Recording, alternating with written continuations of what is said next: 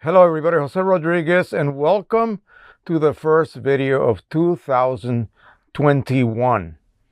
Hope this year goes a lot better than the previous one. We're going to begin with a blockbuster, of course. We're going to go ahead and proceed to show you and demonstrate how to refill the cartridges from the XP 15000 from EPSON. And up until recently, we thought this was not going to be possible. Okay, at all, because that printer was basically locked out to the use of any third-party products. Okay, the way they did this, of course, is to basically install firmware that would prevent you from doing that. So there is one option. You can use refillable cartridges, and then you have to add a chip to that you buy, a single-use chip, which is about $10 a piece. And the refillable cartridges will run you somewhere between $30 to even $60 for a set of 6. They come without chips, of course, so that's quite an expense. When you compare to OEM cartridges, $10.99 is what these cost. So why bother, right? You might ask, why bother? I'll just use OEM. And in their description, they explicitly tell you you cannot use third-party inks on this printer. Well, we know better than that, don't we? So what we have done is come up with a method that will allow us to use the original cartridges, which is always better. And in fact, they're built totally different. They are not even close. The third-party cartridges are sponge-based. Why? Because they really couldn't replicate at a reasonable cost the technology that's inside this simple little cartridge. Is just amazing. If you want to see the insides of that cartridge, you need to go back to I think it was a live stream, the first one in the month of December this past year. So make sure you watch it. You will see Michael Lee demonstrate what's inside these cartridges and how to proceed to refill them. And we thought this would be impossible because up to this point, we didn't think that the cartridge would be able to accept ink the way that a Pro-1000 cartridge from Canon does. So when you buy either ink, whether it is ink from PC, which is actually outstanding, or a product meant for, say, a sys unit, which they have available, they do have available a sys unit, but I don't think those chips will last you more than one take, if you will. So what you would do is just basically fill your cartridge. It's a sponge-based cartridge with a sponge on one side and a chamber, just like the Canon Pro-100 cartridges on the opposite side of the cart. Very simple construction. The sponge is not that great. I saw it already removed by Precisioncolors. But again, these are nice and convenient. They come with a spout already installed onto the bottle, so it's very easy to use. You can attach a needle to that if you wish. But we're going to go ahead and begin with these because these are proven inks already. They've already been tested and proven to be just outstanding. Now, there is a catch to this, and we'll discuss that later. But let me show you how to go about installing the cap correctly. The cap, the needle, and the scabbard. We'll talk about the scabbard a little bit. Don't get discouraged. This is going to take a while, and I don't want you guys to have any questions at the end, okay? I want you guys to be ready to do this. These scabbards fit very tightly on these tips. I mean, literally, you have to push them in. What happens is, because of the material these are made out of, a kind of a hard rubber, and the sharpness of the corners of that needle, again, they're flush cut, but they're very sharp. They may begin to shave off a little bit of the material, and they may, I say, clog the needle itself. All you got to do, put it over a lighter flame a couple of seconds, and it will turn that buildup that may clog your needle into ashes. You flush it in the sink, and you're good to go. Once you take them off and put them on a couple of times, it will be nice and loose and correct. All right, let's begin. As you can see, I've already done the installation on 5 of the bottles. These come pre-sealed. Precisioncolors does his own sealing. He's got a bottle loading machine that actually loads a specific amount in each bottle. So every bottle has the same exact amount. Now you could either poke this with a pencil, whatever you want to poke it with, but I'm just going to use the cap, the little lure cap. I'm going to press right down the middle, create a little indentation. You might get a little bit of ink on your finger, as you can see right here. We're going to press down. It's going to take a bit of strength because it is a very tough film, but there. So now we have puncture the cap. There's no ink on the cap. I'm going to use my finger, make sure that the edges are facing downward. And now the important part, so that you don't have any leaks when you're trying to refill your cartridges, install this perfectly. This is kind of a pressure fit. So we're going to screw it in. And when it gets to the very bottom, give it about another quarter turn. Okay, make sure that it is nice and tight. I've had people complain about ink falling everywhere on them. That's because they did not install that cap correctly. That's all you have to do. Then we're going to install our needle onto the lure lock, and we're ready to go.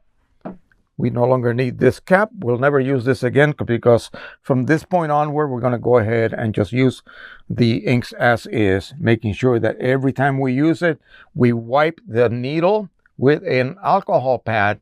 Remember, these are dye-based and they're more susceptible to fungal spore contamination. That can cause problems, and it has been reported in the past. I had that problem. All right, so let's start with the yellow cartridge. Now, I'm going to go ahead and change the camera angle. We're going to place my little scale right here. And we're going to weigh the cartridge in its present condition. Now, when it is new, they do differ. They do differ a fraction of a gram up and down, but they are around 22.8, something like that. But they can be refilled to a larger volume. Now, these are the setup cartridges, and they actually come with a little bit more ink than the regular cartridges that you will buy for $10.99. Now, the gray and the red cartridges are XL size, so they come with more ink, and those cost about $20, $21. But we're not going to worry about that.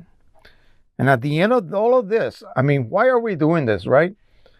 We got to do something with those chips. I'm going to tell you as we go along what we did to solve that problem. So let's go ahead and cut over to a close-up shot of the scale. We'll turn it on, and we'll begin to weigh these babies and fill them up with ink.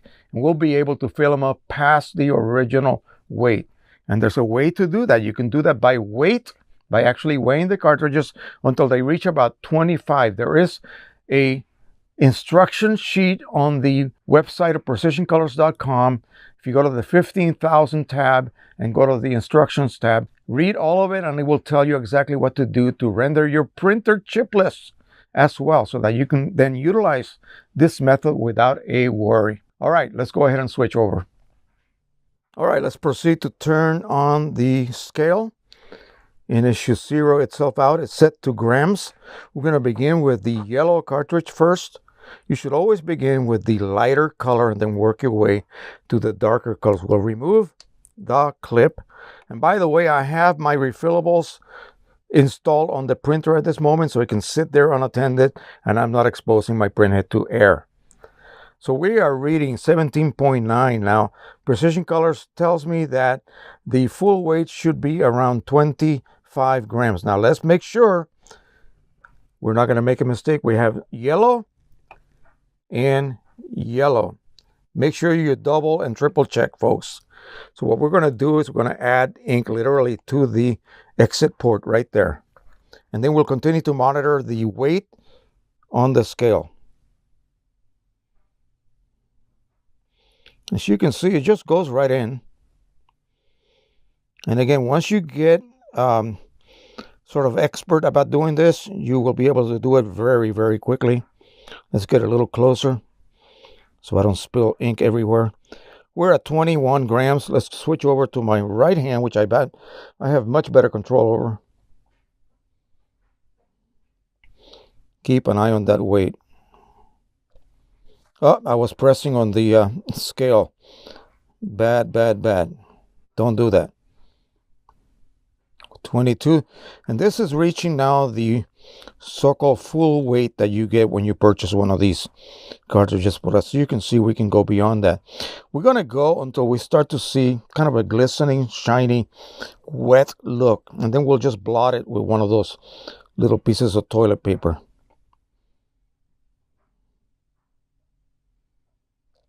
Let me switch the bottle over. We are 24.6. We'll see how high we can get. We'll go very slow. As you can see, the ink just flows right in. The trick, and we'll discuss this a little bit later as well, is to never go to empty. And the problem is we don't know what empty is because we don't have a control. We don't have any more ability to control our levels. Now, that's it. It began to, let's take it out. I waited too long. Right about there, 27.3, and if I squeeze, you see that it's becoming wet. That is full weight right here. Perfectly filled. Let's go ahead and clip that on.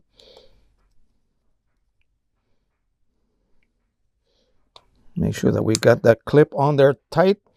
And now if you have extras of these, you can just store them in this position.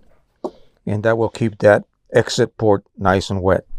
Okay, I think you saw the way I did this. There's no need for me to repeat myself unless you want to see me do it again.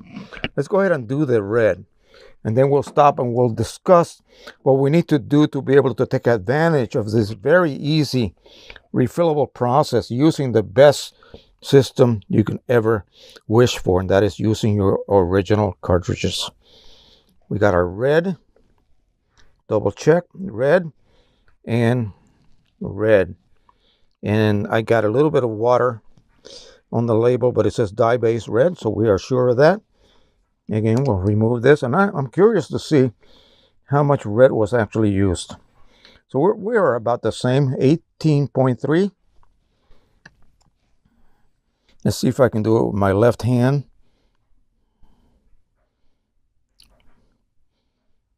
And as you can see, well, maybe we'll get up to like 27 again, hopefully. Once we get done here, we'll do these two, and then I'll do the rest off camera. I just want you to see how easy this is. Again, it just pours right in. It's a lot better than the Pro-10 refilling. A heck of a lot better. Now, remember I told you about installing that cap correctly. Notice I don't have ink flying everywhere. That means that my cap is perfectly sealing. Okay, we're getting close to the, there we go. We reach our saturation point. As you can see, it got very wet. We'll take one of these blotters and we'll blot off the excess ink. And again, keeping that port wet is what you really want to do. There you go. That is the important thing, as you need to keep a perfect seal. There we go. We are done with that one. All right, let's go back to me and I will discuss with you what the options are for turning your printer, your XP 15000 and many other EPSON printers that are able to be refilled to a chipless type system where the ink levels will always be full. Okay, I think you saw how easy that is to do. Even I can do it. That means anyone can do it, really. These bottles have the perfect amount of resistance for you to be able to very accurately refill your cartridges without having any kind of spillover. That could happen if you're not careful. But again, you just refill carefully. You can do it a lot slower than I did until you begin to see that sponge beginning to glisten. That means it's becoming saturated with ink. Stop, blot it, and then apply the clip. As long as you are around 27 grams total weight, you are good to go. That's about as maximum an amount of ink as that, that cartridge can take. Now, if you make the mistake of running your original cartridges with the original chip until it is declared empty, then something takes place internally, okay? A little valve clicks in other words, takes over and allows that bag to collapse. It is an internal bag operated by a diaphragm, a metallic diaphragm that applies the correct amount of pressure all the time. If you reach a certain point, it will then allow all of the ink to be expelled into your printhead. That way you use every drop of ink in that cartridge. You're not getting robbed, right? That's what a lot of people were complaining about. So by doing that, though, you trigger that valve, and now you will not be able to refill that cartridge to 27 grams of ink. Okay, you will not be able to. But if you make that mistake, or if you find empties by some miracle on eBay and you want to bring them into use, there's a way you can do that. And the way you do that is to take one of these clips. You need an extra clip. You drill a tiny little hole the same diameter as a needle. You cut off that needle to about 1/8 of an inch and you insert it in that hole. You got to drill it all the way through that gasket. And then you apply suction, and that will collapse that bag, because it will not be collapsed. If it is not collapsed, you cannot refill it to full volume, because air will be trapped in there. Air will be trapped. So I'm going to demonstrate that a little bit later. That'll be a video that, I'll do if I find some empties on eBay. There might be some, who knows? Never say never. There's always going to be someone getting rid of these cartridges. So I think that's it. Now let's talk about the chipless condition that we need to bring our printer to. You got two options, actually, maybe three.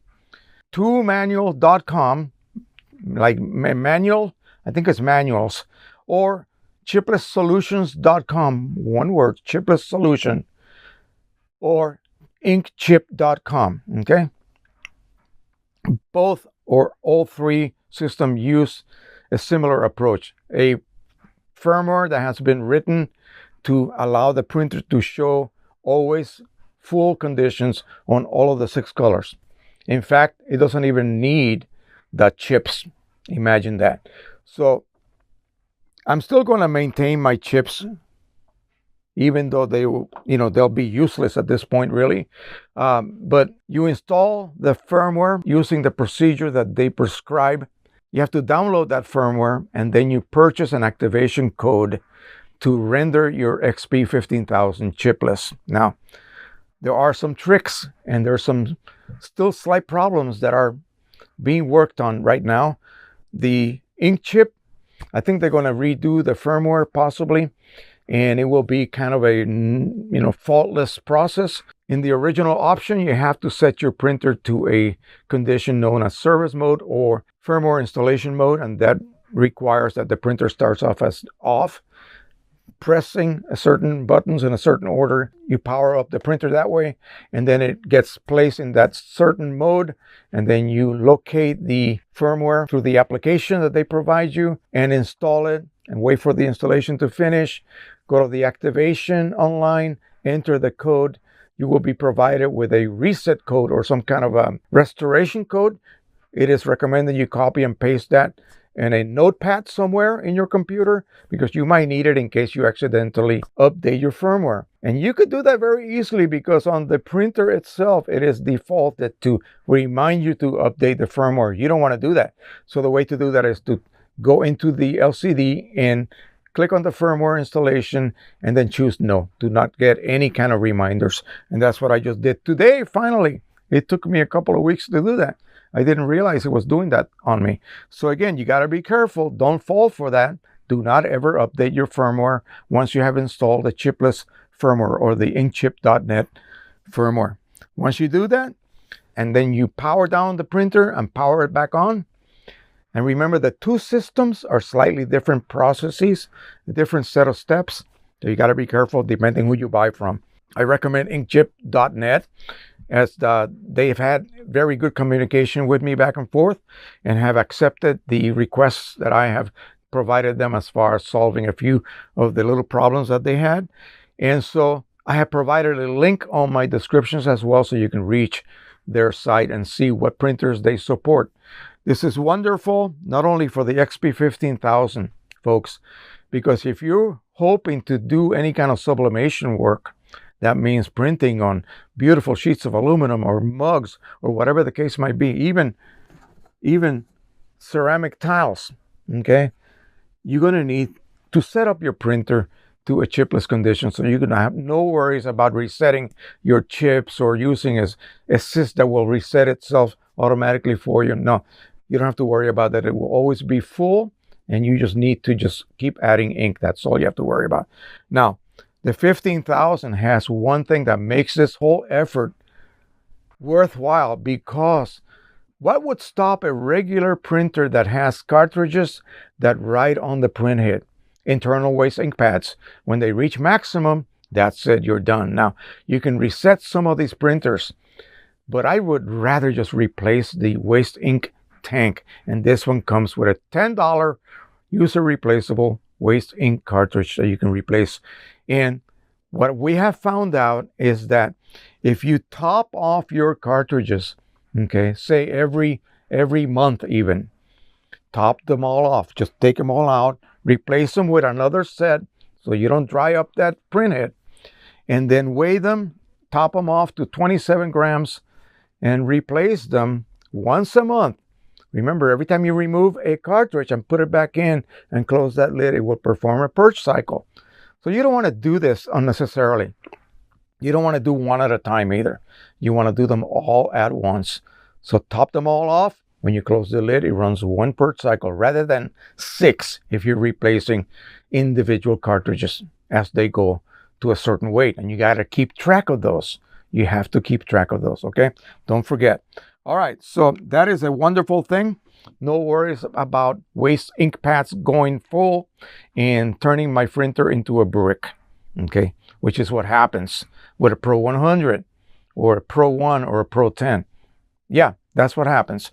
All right, so I think this is going to be it. I'm going to proceed to do the last 4, and we'll install them back in the printer. The printer will never know what happened. It thinks it's full right now. We'll have another video coming up very soon.